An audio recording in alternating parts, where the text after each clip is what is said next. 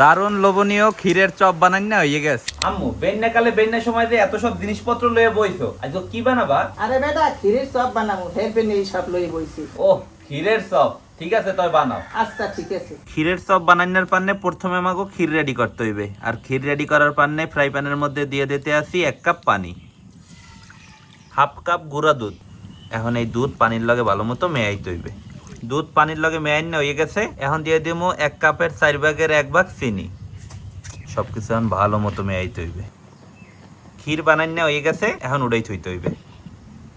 এখন আরেকটা বান্ডের মধ্যে লইছি 1 কাপ ময়দা। এই ময়দার মধ্যে দিয়ে দিতে আসি হাফ কাপ গুঁড়া দুধ, হাফ চা চামচ বেকিং পাউডার, 1 চা চামচের 4 ভাগের 1 ভাগ baking soda, half table spoon ঘি। এখন সবকিছু একলগে মেয়াইতে হইবে। সবকিছু একলগে মেয়াইনা হয়ে গেছে, এখন অল্প অল্প পানি দিয়ে মাখতে হইবে। মাখা হয়ে গেছে, এখন এই ডোটা রেস্টে রাখতে হইবে। এখন আমাকে শিরা বানাইতে হইবে। আর শিরা বানানোর পান্নে কড়াইয়ের মধ্যে দিয়ে দিতে আসি হাফ কাপ পানি, 1 কাপ চিনি, 2টা এলাচি। এখন ভালো মতো লাড়িয়ে সাইডে চিনি গলাইতে হইবে। শিরা রেডি করা হয়ে গেছে, এখন কড়াইটা উপরে থুমো। এখন রেস্টে রাখা ডো হালকা মাছ দিয়ে ছোট ছোট গোল্লা বানাইতে হইবে। এখন এই ক্ষীরও ছোট ছোট গোল গোল বল বানাইতে হইবে। একটা বল বানাইনে কলম হয়ে গেছে।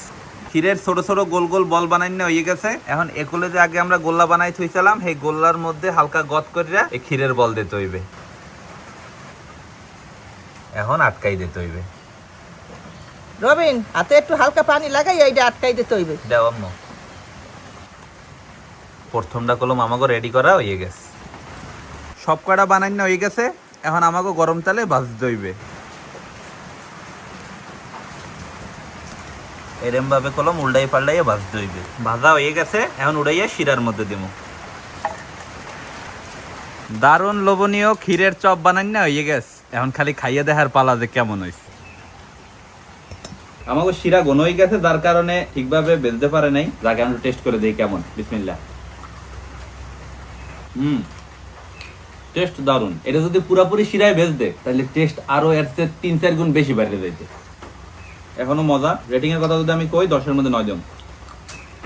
তাই দেখছেন মধ্যে যে ক্ষীর, এটা খাইতে কিন্তু বেশি মজা লাগবে। তো আপনারা কারা কারা এরকম ক্ষীরের চপ বানাই খাইছেন জানাতে কিন্তু বললেন না। আশা করতেছি আমার আজকে ভিডিওটা আপনাদের সকলের দ্বারাই ভালো লাগবে। সবাই ভালো থাকেন। আসসালামু আলাইকুম।